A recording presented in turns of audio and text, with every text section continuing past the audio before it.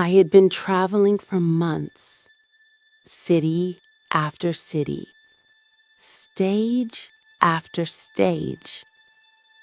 That night, I just wanted silence, a quiet hotel, a notebook, and maybe a little time to feel human again. The rain in London felt colder than usual. I remember thinking, maybe tonight I'll finally sleep. I booked a room under a different name. No fans, no press, just me. Or at least, that's what I thought. The man at the counter looked at me strangely. He typed my fake name into the system and frowned. "That room's already booked," he said. "By who?" I asked. He looked up slowly. "By you, 3 hours ago." I laughed nervously. Maybe a system glitch. But as I walked to the elevator, I could still feel his eyes on my back. The room smelled old, like dust and forgotten time. My bag hit the floor. Thud. The lights flickered once. Bad wiring, I told myself. But the mirror moved. My reflection blinked, slower than I did. I stared. Maybe I'm tired. Maybe it's my eyes. I turned on some music. But the song that played wasn't mine.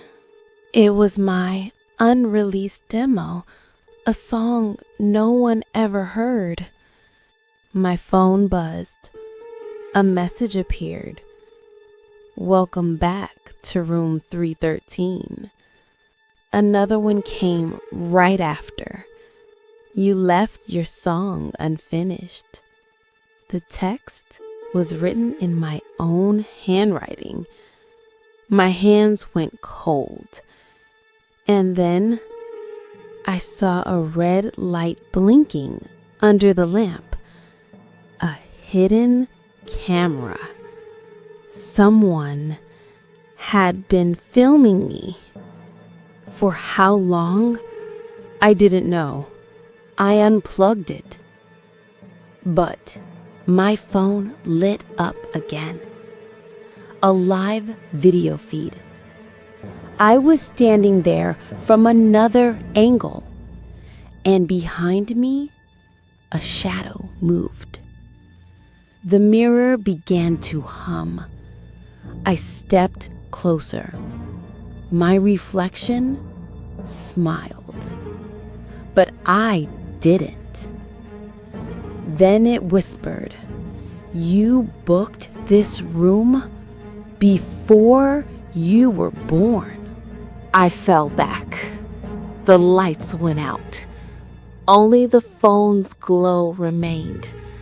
My face on screen, but my reflection was still moving. And then it smiled again. That was the last thing I remember. Like and subscribe. The next story might be about you.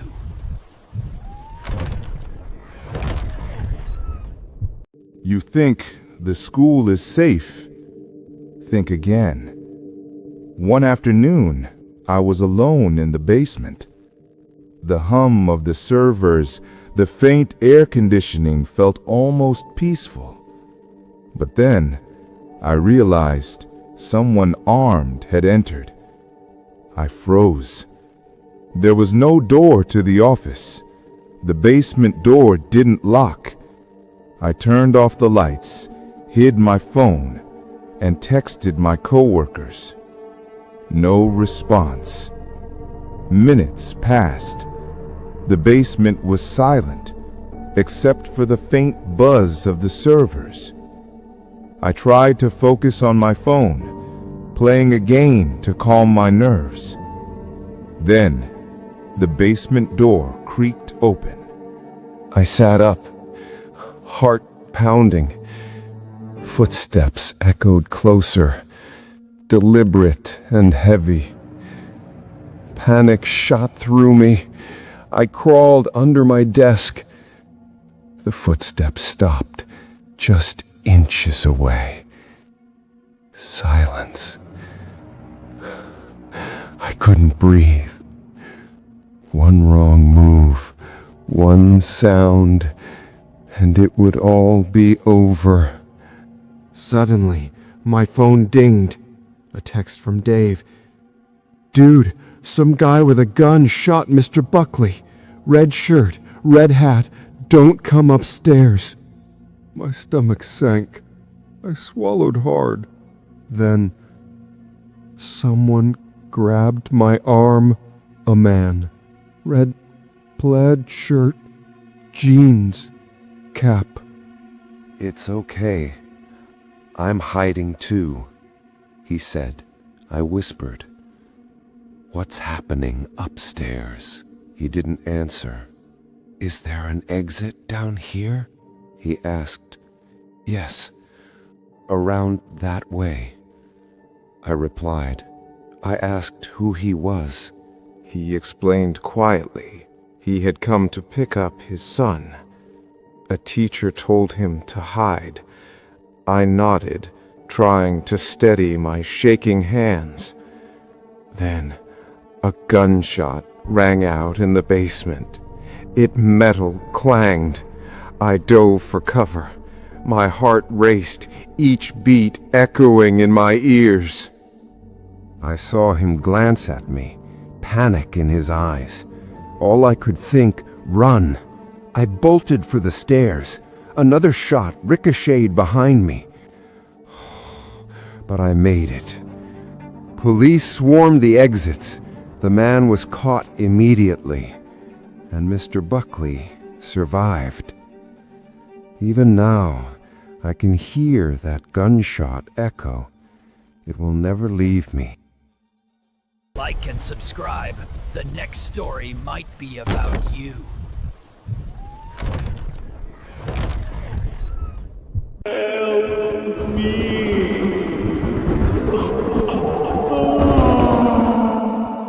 I can still remember that day in October, like it was yesterday. The weather was heavy, cloudy skies, with raindrops lightly falling. I was in 6th grade, and it was the first lunch period.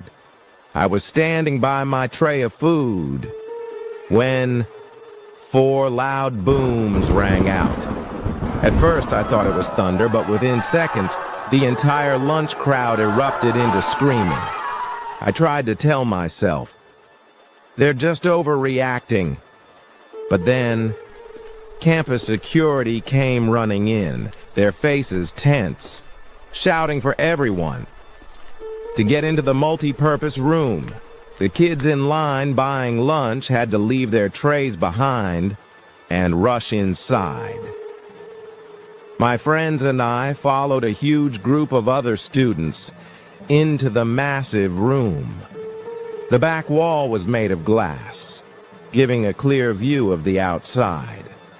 As we were ushered in, security pulled the curtains over the glass, and adults were stationed at every exit. No one could leave. We all whispered, curious, trying to figure out what was happening. My friend Liam mustered up the courage to ask one of the adults. He came back a few minutes later, his expression grim. "You know the house is right in front of TMS?" he asked. I nodded. There's a mentally unstable man barricaded in front of his house. He's threatening to commit suicide and kill the police if they try to evict him. He's been wandering around outside the school, watching the kids in a strange way, Liam went on. And he's also a registered sex offender. Hearing that, my chest sank. We were trapped in that multi-purpose room for a full hour. 2 entire class periods passed. No one played, no one laughed, only the muffled whispers and the sharp gaze of security filled the room. Eventually, things calmed down. We were escorted back to our classrooms, one by one. But the fear inside me didn't leave. Later I found out that the man lived next to my friend Maya. She spoke in a trembling voice about the previous Halloween. She had seen him at his window, cutting his arm and writing in his own blood, "Don't come here, I'll kill you." Everyone assumed it was just a Halloween stunt at the time. But now, everything felt different. I used to think scary movies were just on TV. But that day, I realized some fear is very real, and it can happen right next door. Like and subscribe. The next story might be about you.